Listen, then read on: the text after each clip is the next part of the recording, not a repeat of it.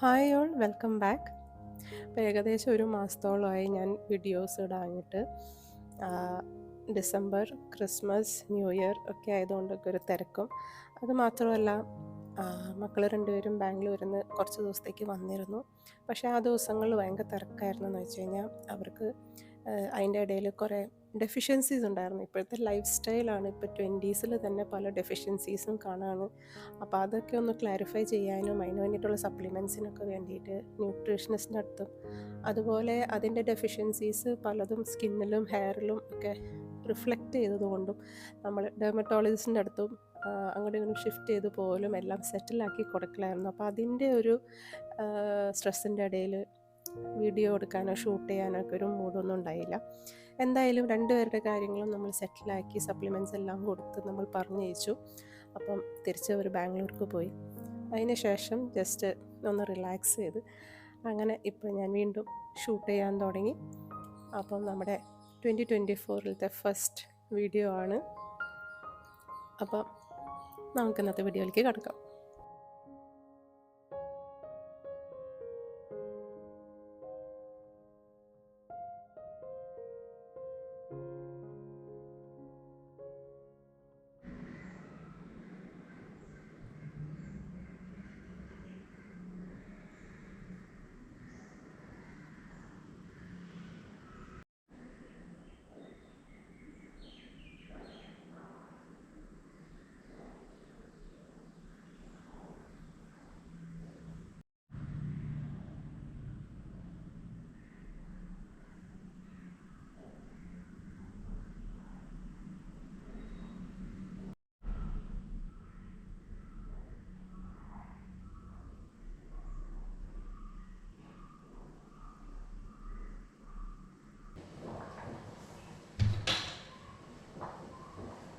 അപ്പം ഈ വ്ളോഗ് എന്ന് പറയുന്നത് ഒരു സാറ്റർഡേ സൺഡേ വ്ളോഗ് വീഡിയോ ആണ് കേട്ടോ.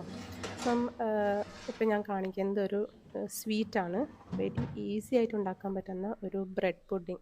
അതിപ്പോൾ ഓൾറെഡി നല്ല കോമൺ ആണ് നമുക്ക് ഉണ്ടാക്കാൻ പറ്റുന്നത്. അതിപ്പോൾ ഞാൻ സാധാരണ സ്വീറ്റ്സ് ഉണ്ടാക്കുമ്പോൾ തലേ ദിവസം രാത്രിയാണ് ഞാൻ സ്വീറ്റ്സൊക്കെ ഉണ്ടാക്കി വയ്ക്കുക. അപ്പോൾ നമുക്കിത് വെയിറ്റിംഗ് ഒന്നും നമുക്ക് വേണ്ടല്ലോ. അപ്പോൾ ഇത് ഈസിയുള്ള ബ്രെഡ് പുഡിംഗ് ആണ്. നെക്സ്റ്റ് ടൈം ഞാൻ ഈ ഒരു റെസിപ്പി ഞാൻ ഷെയർ ചെയ്യാം കേട്ടോ. മക്കൾക്ക് എല്ലാവർക്കും ഭയങ്കരമായിട്ട് ഇഷ്ടം, ഭയങ്കര ഈസിയാണ്. അപ്പം നല്ല ടേസ്റ്റായിട്ട് വന്നതാണ് കേട്ടോ.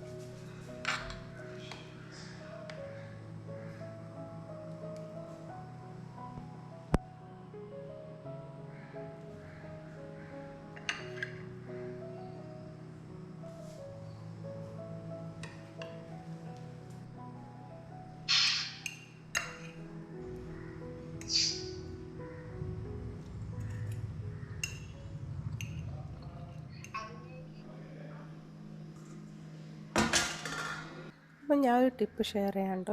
ഇപ്പം നമ്മളൊരു നോൺ വെജാണ് വാങ്ങിക്കണമെങ്കിൽ ഈ നോൺ വെജ് നമ്മൾ ഡയറക്റ്റ് വെള്ളത്തിൽ ഇട്ട് വെച്ച് കഴുകണ പകരം നമ്മൾ വെള്ളത്തിലിടുമ്പോൾ തണുത്ത വെള്ളത്തിലിടാം.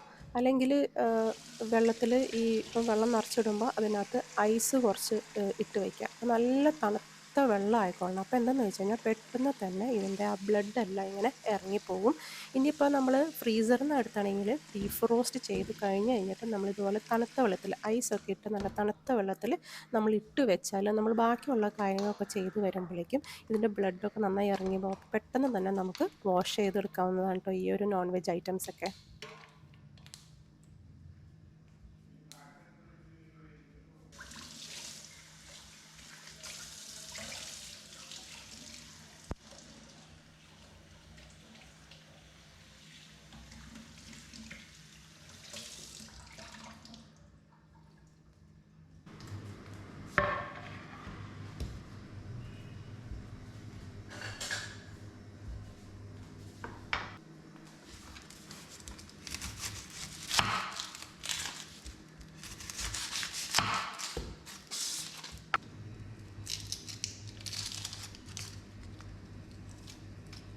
അപ്പോൾ ബീഫും കൊണ്ടുള്ളൊരു ഈസി പ്രിപ്പറേഷനാണ് ഞാൻ കാണിക്കാൻ പോകുന്നത്. നമുക്കിങ്ങനെ കുറച്ച് ബീഫേ ഉള്ളൂ. അപ്പോൾ ആ ഒരു ബീഫ് നമ്മൾ വെറുതെ ഡ്രൈ റോസ്റ്റ് ചെയ്താൽ നമുക്ക് ഫാമിലിയിൽ എല്ലാവർക്കും ചിലപ്പോൾ അത് കഴിക്കാൻ പറ്റിയില്ലെന്ന് വരും. അപ്പോൾ നമ്മൾ ഇച്ചിരി ചാറ് കറിയൊക്കെ ഉണ്ടല്ലോ, പണ്ടത്തെ നമ്മുടെ അമ്മമാരൊക്കെ ഉണ്ടാക്കുന്ന പോലെ ഒരു ഈസി റെസിപ്പിയാണ് ഷെയർ ചെയ്യുന്നത് കേട്ടോ. നമ്മൾ ചാറോടെയുള്ള ഒരു ബീഫ് കറി.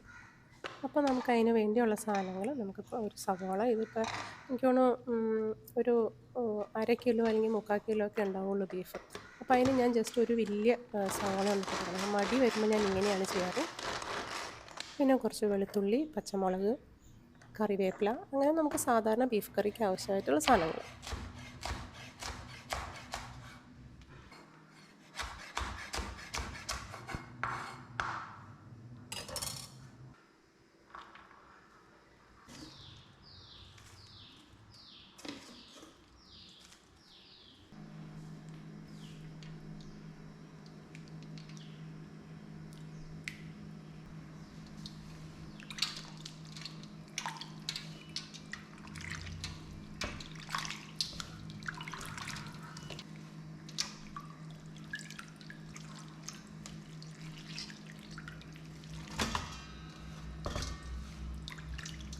അപ്പോൾ നമ്മളിങ്ങനെ തണുത്ത വെള്ളത്തിൽ കുറച്ച് നേരം ഇങ്ങനെ വെച്ച് കഴിഞ്ഞപ്പോൾ തന്നെ അതുകൊണ്ട് കംപ്ലീറ്റ് അതിൻ്റെ ബ്ലഡെല്ലാം ഇങ്ങനെ ഡ്രെയിൻ ആയി പോയിട്ടുണ്ട്.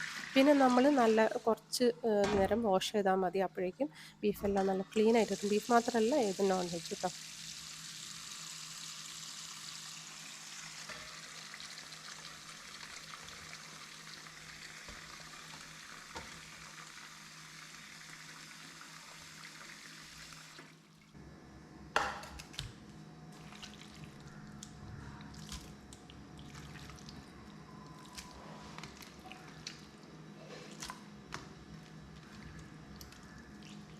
അപ്പോൾ ബീഫ് നമുക്ക് ആദ്യം തന്നെ വേവിക്കണം. അപ്പോൾ അതിന് വേണ്ടിയിട്ട് നമ്മൾ ഒരു മഞ്ഞൾപ്പൊടി, ഒരു ടീസ്പൂൺ എരിവിനനുസരിച്ച് മുളക് പൊടി, അതുപോലെ ഉപ്പ്, പിന്നെ ഞാൻ ഇടുന്നത് ജിഞ്ചർ ഗാർലിക് പേസ്റ്റ് 1 ടീസ്പൂൺ. ഇത് വളരെ കുറച്ചുള്ളൂ കേട്ടോ ബീഫ്. അപ്പോൾ അതിന് വേണ്ടിയിട്ട് പിന്നെ എൻ്റെ സീക്രട്ട് ഇൻഗ്രീഡിയൻ്റ് എന്ന് പറയുന്നത് നമ്മൾ ഒരു ഇത് വെളുത്തുള്ളി നമ്മൾ അങ്ങനെ തന്നെ ഇടും കേട്ടോ. പിന്നെ കുറച്ച് ബീഫ് ഉള്ളതുകൊണ്ട് ഇച്ചിരി വെള്ളം ചേർക്കണം എന്നുള്ളതാണ്. ബീഫ് നല്ലോണം ഉണ്ടെങ്കിൽ വെള്ളമേ ചേർക്കാണ്ട് നമുക്ക് വേവിക്കാം.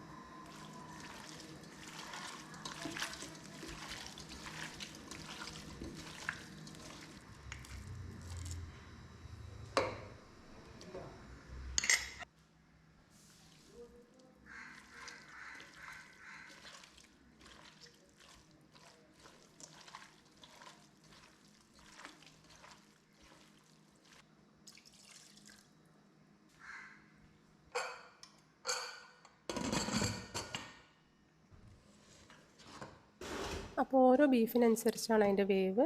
സാധാരണ 9 വിസിലൊക്കെ വേണം കേട്ടോ. ഇപ്പോൾ കുറച്ച് ബീഫ് ഉള്ളത് കൊണ്ട് നമുക്ക് കുറച്ച് നേരം കൂടുതൽ വയ്ക്കേണ്ടി വരും വേവാനായിട്ട്. പിന്നെ നമുക്ക് അതിനാവശ്യമുള്ള ഒലത്താൻ ആവശ്യമുള്ള കുറച്ച് മുളക് പൊടിയും മഞ്ഞൾപ്പൊടിയും മല്ലിപ്പൊടിയും അതുപോലെ കുരുമുളക് പൊടി, പിന്നെ നമ്മുടെ നാടൻ മസാല കേട്ടോ. തനി നാടനായിട്ട് സാധാരണ കടയിൽ കിട്ടുന്ന ബീഫ് മസാല അല്ലെങ്കിൽ കറി മസാല വാങ്ങിക്കണം, എന്നാലേ അതിന് ടേസ്റ്റ് ഉള്ളൂ.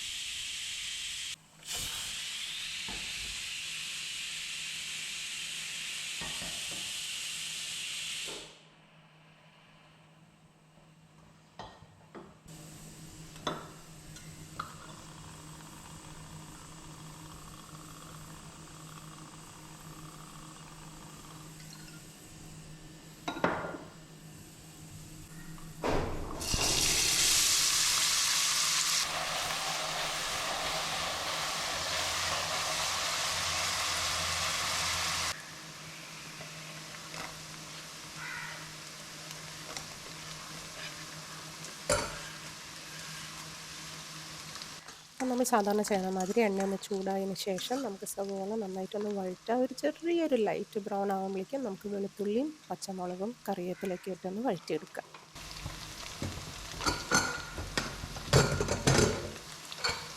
ബീഫ് നന്നായി വെന്തതിന് ശേഷം നമുക്ക് തുറന്നിട്ട് നമ്മൾ വെച്ചേക്കുന്ന വെളുത്തുള്ളി ഉണ്ടല്ലോ, ഒരു വലിയ വെളുത്തുള്ളി, അത് നമുക്ക് മാറ്റി വയ്ക്കാം കേട്ടോ. അത് നന്നായിട്ട് വെന്തിട്ട് അതിന് നല്ല ഫ്ലേവറൊക്കെ കയറിയിട്ടുണ്ടാകും. അപ്പോൾ അതാണ് നമ്മുടെ special ingredient.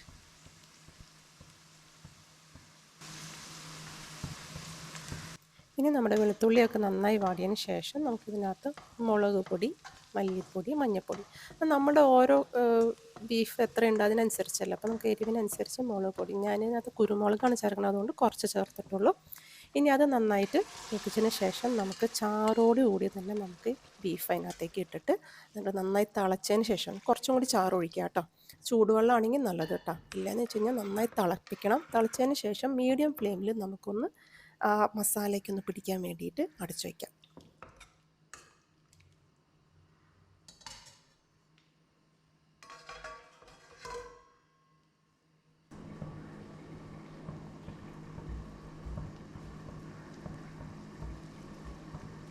What should I do? Just squeeze it. Squeeze out. Everything. Yeah. അപ്പം നമ്മൾ ആ ബീഫിൻ്റെ കൂടെ വേവിച്ച വെളുത്തുള്ളി ഉണ്ടല്ലോ, ഒന്ന് ചൂടാറിയതിന് ശേഷം നമുക്ക് ആ വെളുത്തുള്ളി ഒന്ന് അതിനകത്ത് നമുക്ക് മാറ്റിയെടുക്കാം കേട്ടോ. ഇനിയിപ്പോൾ കുറച്ച് അതിനകത്ത് അതിൻ്റെ തൊണ്ടൊക്കെ വന്നു വെച്ചിട്ട് കുഴപ്പമൊന്നുമില്ല.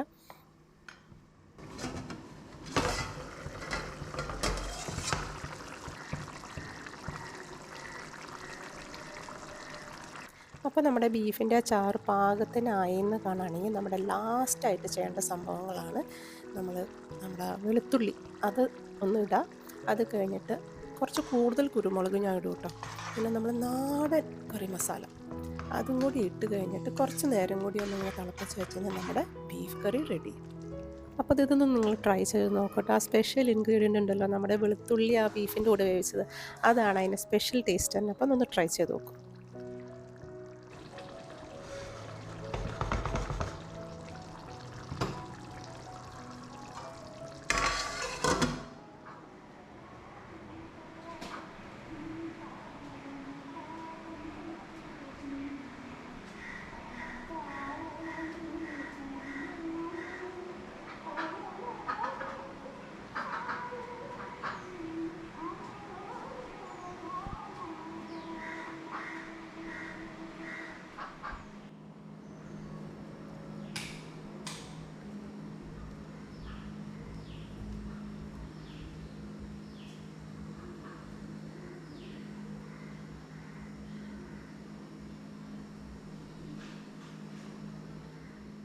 അപ്പോൾ ഇതാണ് എൻ്റെ മൂന്നാമത്തെ മോൾ കേട്ടോ. അവൾ മാത്രമേ ഇപ്പോൾ എൻ്റെ കൂടെയുള്ളൂ. ബാക്കി 2 പേര് ചേച്ചിമാർ ബാംഗ്ലൂർ പഠിക്കുകയാണ്. അപ്പോൾ അവർ ശരിക്കും ഇവരെല്ലാവരും ഉള്ളപ്പോഴാണ് ഞാൻ പല കുക്കിങ്ങും ട്രൈ ചെയ്യാറും കഴിക്കാറുള്ളതും. അപ്പോൾ ഇപ്പോൾ അവർ പോയി കഴിഞ്ഞപ്പം പിന്നെ അവർക്ക് കുറേ ഡെഫിഷ്യൻസീസ് ഈ ലൈഫ് സ്റ്റൈലിൽ വന്ന് കണ്ടപ്പം ഞാനപ്പം തിരികെ ലൈഫ് സ്റ്റൈലൊക്കെ ഒന്ന് ശരിയാക്കാമെന്ന് വിചാരിച്ചുകൊണ്ട് വളരെ സിമ്പിൾ ആൻഡ് എന്താ പറയുക, അങ്ങനത്തെ ഒരു നാടൻ ഫുഡിലേക്കൊക്കെ പോയിട്ടോ. അപ്പോൾ ഇടയ്ക്കിടയ്ക്ക് അവൾ പറയും അവൾക്ക് ഓരോ സാധനങ്ങൾ വേണമെന്ന്. അങ്ങനെ ഇപ്പോൾ ഈ ഒരു വീക്കെൻഡിൽ ട്രൈ ചെയ്തതാണ് ഒരു ഈസി പാസ്ത.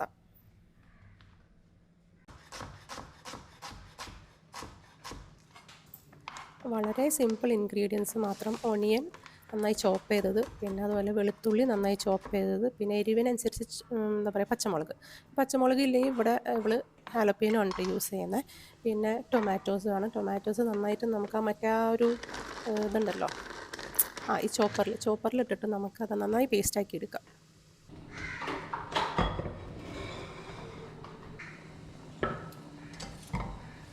ഇനി നമുക്ക് ഇതുപോലെ ഒരു ഡീപ്പ് കുഴിയുള്ള ഒരു പാത്രം എടുക്കാം കേട്ടോ. എന്നിട്ട് മീഡിയം ഫ്ലെയിമിൽ വെച്ചിട്ട് നമുക്ക് ബട്ടർ ഒന്ന് ചൂടാക്കി എടുക്കാം. ബട്ടറിന് പകരം ഏതെങ്കിലും റിഫൈൻഡ് ഓയിലോ അല്ലെങ്കിൽ ഒലിവ് ഓയിലോ ഒക്കെ ഉപയോഗിക്കാം. എന്നിട്ട് നമുക്ക് ചോപ്പ് ചെയ്ത് വെച്ചാണ് ഓണിയനും ഗാർലിക്കും ഇതിൽ നന്നായിട്ടൊന്ന് സോട്ട് ചെയ്ത് കുറച്ച് ലൈറ്റ് ബ്രൗൺ ആകുമ്പോൾ നമുക്ക് ഇതുപോലെ പേസ്റ്റ് ആക്കി വെച്ചാൽ ടൊമാറ്റോ അതിനകത്തേക്ക് നന്നായിട്ട് കുക്ക് ചെയ്തെടുക്കണം കേട്ടോ. ടൊമാറ്റോസ് നന്നായി കുക്കായതിന് ശേഷം കുറച്ച് ടൊമാറ്റോ സോസ് കെച്ചപ്പ് വേണമെങ്കിൽ ഒഴിക്കട്ടെ, വേണ്ടെങ്കിൽ അത് സ്കിപ്പ് ചെയ്യാം.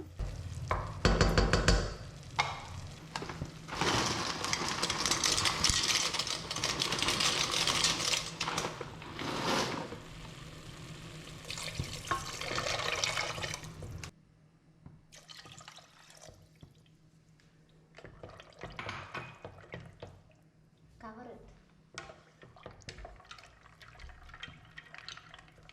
എന്നിട്ട് അതിന് ശേഷം ടൊമാറ്റോസ് നന്നായി കുക്കായതിന് ശേഷം നമുക്ക് ബോയിൽ ചെയ്യാത്ത പാസ്ത ഉണ്ടല്ലോ, സാധാരണ വേറൊരു വെള്ളത്തിൽ ബോയിൽ ചെയ്യണം, അങ്ങനെയൊക്കെ ചെയ്യണം. ഇത് അങ്ങനെയല്ല, ഇത് 1 പോട്ടിലാണ് എല്ലാ കാര്യങ്ങളും. എന്നിട്ട് ആവശ്യത്തിന് നമ്മൾ ബിരിയാണിയൊക്കെ ഉണ്ടാക്കുമ്പോൾ ആവശ്യത്തിന് വെള്ളം ചേർക്കില്ലേ, ആ പാസ്തയുടെ മീതെ നിൽക്കുന്ന രീതിയിൽ വെള്ളം ചേർക്കുക. അതുപോലെ ആവശ്യത്തിന് ഉപ്പ് ഇടുക. കുറച്ച് ബിരിയാണിക്കൊക്കെ ഇച്ചിരി കൂടുതൽ ഉപ്പിടില്ല, അതുപോലെ കൂടുതൽ ഉപ്പിടണം, അല്ലെങ്കിൽ കുക്കാകുമ്പോൾ പാസ്തയിൽ ഉപ്പ് കയറില്ല.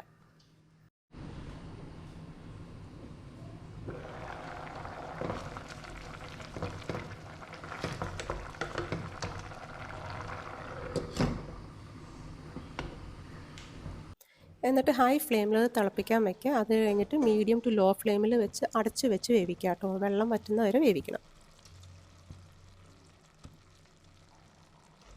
അപ്പം ഞാൻ ലോ ഫ്ലെയിമിൽ വെച്ചിട്ട് ഞാനത് കുക്ക് ചെയ്തു കേട്ടോ. അപ്പോൾ വെള്ളം വറ്റാറ എന്ന് കണ്ടപ്പോൾ ഞാൻ തുറന്ന് നോക്കിയപ്പോൾ നമ്മുടെ പാസ്ത നല്ല കുക്കായിട്ടുണ്ട്.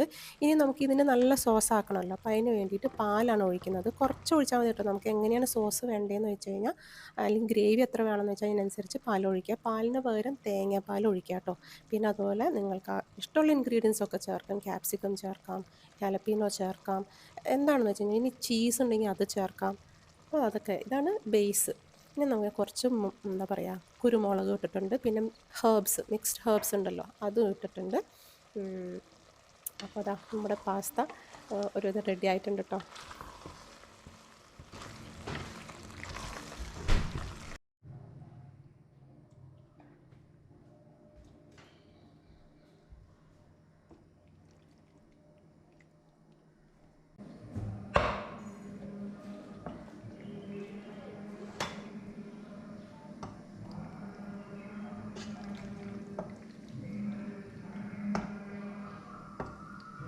അല്പം മല്ലിയിലയും കൂടി ഇടാം കേട്ടോ, ഇതിനൊരു ടേസ്റ്റിന് വേണ്ടിയിട്ട് ഇഷ്ടമാണെങ്കിൽ.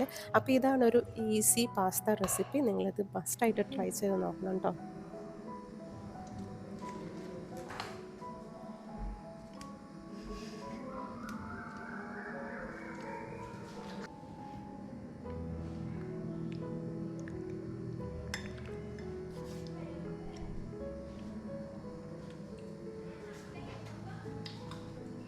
Guys,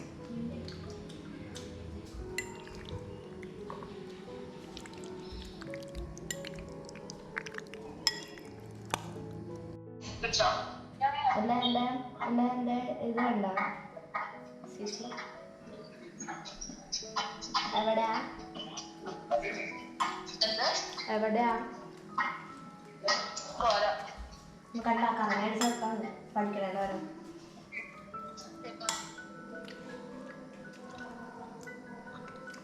Not make fries.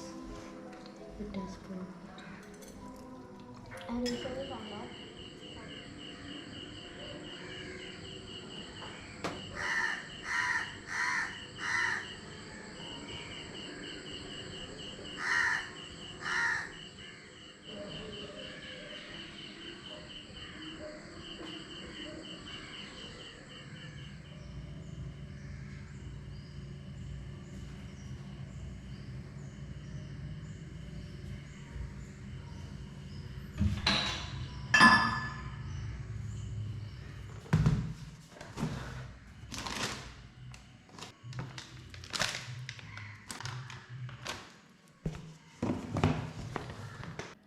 അപ്പോൾ ഇതൊരു പിറ്റേ ദിവസമാണ്, സൺഡേ ആണ്.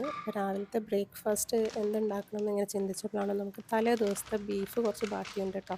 അപ്പോൾ അതിന് വേണ്ടിയിട്ട് ഇനി എന്തെങ്കിലും ഉണ്ടാക്കണം. അപ്പോൾ നീർദോശയാണ് ഏറ്റവും എളുപ്പം നമുക്ക് ഉണ്ടാക്കാവുന്നത്. നമുക്ക് തലേ ദിവസം ഒന്നും ചെയ്യാൻ നിൽക്കണ്ട. പിറ്റേ ദിവസം നമ്മളിതുപോലെ 1 കപ്പ് അരിപ്പൊടി എടുക്കാം. അതുപോലെ ഉപ്പ് ആവശ്യത്തിന്, പിന്നെ ഒരു 1/2 കപ്പോളം തേങ്ങ ഇല്ലാണ്ടും ചെയ്യാം കേട്ടോ. പക്ഷേ തേങ്ങ ഇടുമ്പോൾ പ്രത്യേക ഒരു ടേസ്റ്റാണ്. എന്നിട്ട് നമുക്ക് ഇതിന് വേണ്ട വെള്ളം, അതായത് ഒരു ഏകദേശം 2 കപ്പ് വെള്ളമെങ്കിലും വേണ്ടി വരും. എന്നിട്ട് 1 മിനിറ്റ് 2 മിനിറ്റ് നേരത്തേക്ക് അടിച്ചെടുത്തിട്ട് നമുക്ക് നീർദോശ ഉണ്ടാക്കാം. കുറേശ്ശെ ഒന്ന് വെള്ളം ചേർത്ത് അടിക്കിട്ടോ, നമുക്ക് പറയാൻ പറ്റില്ല. ചില കാര്യത്തിലൊക്കെ ചിലപ്പോൾ 2 എന്നുള്ളത് ചിലപ്പോൾ കുറച്ച് 2.25 ഒക്കെ നമുക്ക് വെള്ളം വേണ്ടി വരും. പക്ഷെ വെള്ളം ഇച്ചിരി കൂടുതൽ വേണം നീർദോശയ്ക്ക്.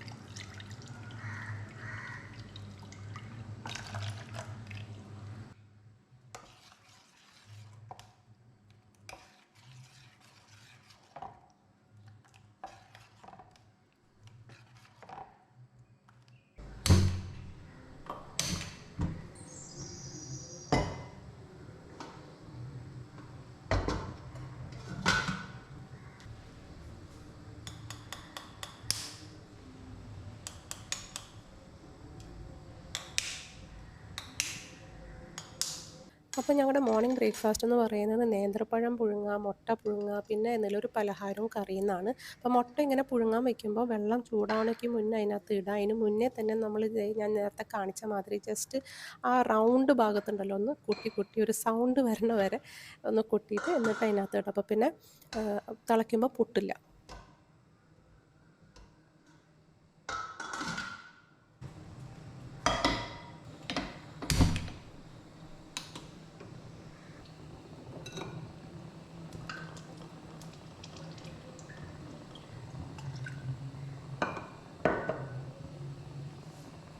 ഏത് കറിയും തലേ ദിവസത്തെ ആണെങ്കിലാണ് അതിന് നല്ലൊരു ടേസ്റ്റ് വരുന്നത് അല്ലേ. അപ്പോൾ നമ്മുടെ ബീഫ് കറിയുടെ ബാക്കിയാണ് കേട്ടോ. അത് ഞാൻ സാധാരണ ഓയിൽ നന്നായി ഹീറ്റ് ചെയ്തതിന് ശേഷം ഒരു 2-3 വെളുത്തുള്ളി ഇടുന്നത് നല്ലതാണ് കേട്ടോ, കറിവേപ്പിലയും. പക്ഷെ ഞാൻ അത് ഇട്ടില്ല. എന്നിട്ട് നമുക്ക് ഇതൊന്ന് ലോ ഫ്ലെയിമിൽ ചൂടാക്കിയെടുക്കാം. എന്നിട്ട് ഇതെല്ലാം ചൂടായതിന് ശേഷം എല്ലാം നന്നായി ബോയിലായി കഴിയുമ്പോൾ നമുക്ക് കുറച്ച് കുരുമുളകും പിന്നെ ഞാൻ നേരത്തെ പറഞ്ഞ നാടൻ കറി മസാല ഇട്ട് കഴിഞ്ഞാൽ ഒരു ഫ്രഷ് ഫീലിംഗ് ആയിരിക്കും.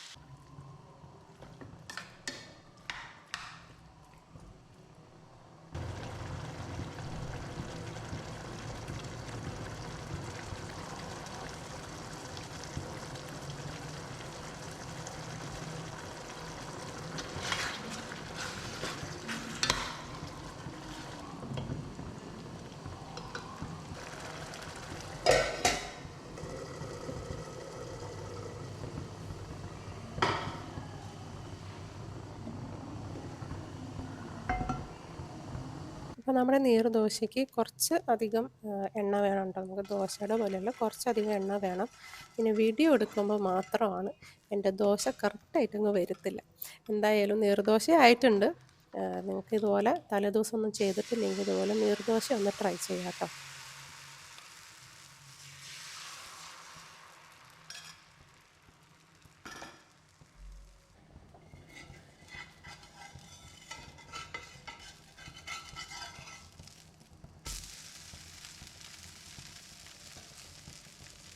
അതുപോലെ ഓരോ പ്രാവശ്യം നമ്മൾ നീർദോശ ഉണ്ടാക്കുമ്പോൾ ഈ ബാറ്ററിലുണ്ടല്ലോ നമ്മുടെ ആ മാവിൽ കുറച്ചൊന്ന് വെള്ളം ചേർത്ത് കൊടുക്കാം കേട്ടോ. എന്ന് വെച്ചാൽ അത് ഇരിക്കും തോറും അരിപ്പൊടി ഇങ്ങനെ സെറ്റിലാവുകയും ചെയ്യും. അപ്പോൾ അത് ഇളക്കിയിട്ട് വേണം ദോശയ്ക്ക് ഒഴിക്കാനും. അതുപോലെ കുറച്ച് വെള്ളമെങ്കിലും ഒഴിച്ചിട്ട് ഇളക്കി കൊടുക്കണം.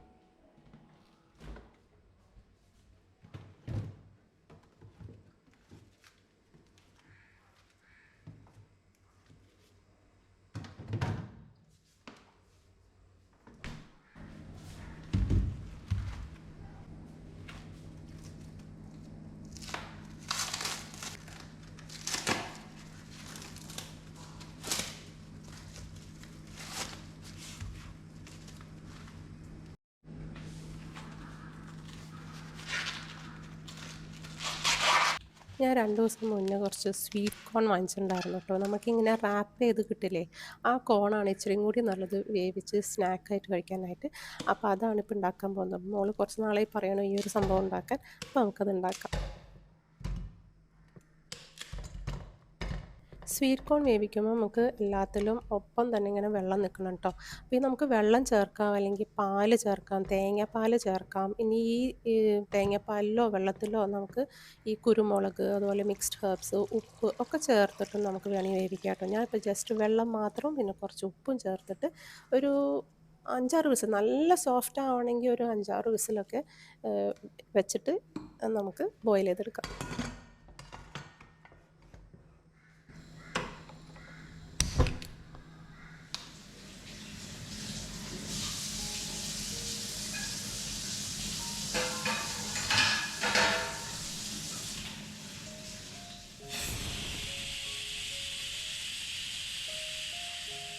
മല്ലിയില വാങ്ങിക്കുമ്പോൾ ഞാൻ അതിൻ്റെ മോൾ ഭാഗം എല്ലാം എടുത്തിട്ട് ഒരു ടിഷ്യൂ ഉള്ള ഒരു കണ്ടെയ്നറിൽ ഇട്ട് ഞാൻ ഫ്രിഡ്ജിനകത്ത് വയ്ക്കും കേട്ടോ. ബാക്കി ഇതിൻ്റെ വേരുണ്ടല്ലോ അത് ഞാനിങ്ങനെ കുറച്ച് നാളിങ്ങനെ ഗ്ലാസ്സിൽ വെള്ളം ഇട്ടിട്ട് ഞാനിങ്ങനെ പുറത്ത് വയ്ക്കും. അപ്പോൾ നമുക്കത് ആവശ്യത്തിന് നമുക്കതിനെ നുള്ളി എടുക്കാം, പിന്നെ ഇല്ലാണ്ട് നമുക്ക് കളയാമല്ലോ.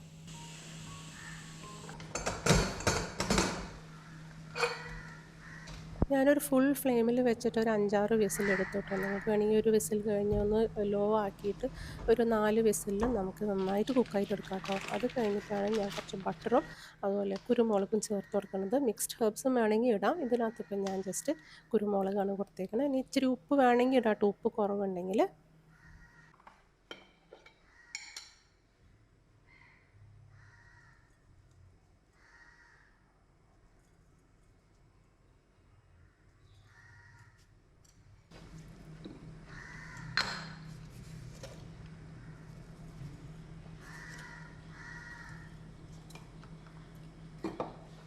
എന്നിട്ട് നമുക്ക് നല്ലൊരു മിക്സ് അങ്ങ് കൊടുക്കാം കേട്ടോ. അപ്പോൾ ആ ചൂടിൽ ആ ബട്ടറൊക്കെ ഒന്ന് മെൽറ്റായി അതിൻ്റെ മുകളിലൊക്കെ ഇങ്ങനെ നന്നായിട്ടുണ്ടാവും. അപ്പോൾ നല്ല അടിപൊളി സ്നാക്കാണ് കേട്ടോ. നിങ്ങൾക്കിത് ട്രൈ ചെയ്യാവുന്നതാണ്. വലിയ പാടൊന്നുമില്ല, ജസ്റ്റ് ഒന്ന് വേവിച്ചെടുക്കാമെന്ന് മാത്രമേ ഉള്ളൂ. അപ്പോൾ ട്രൈ ചെയ്യാം.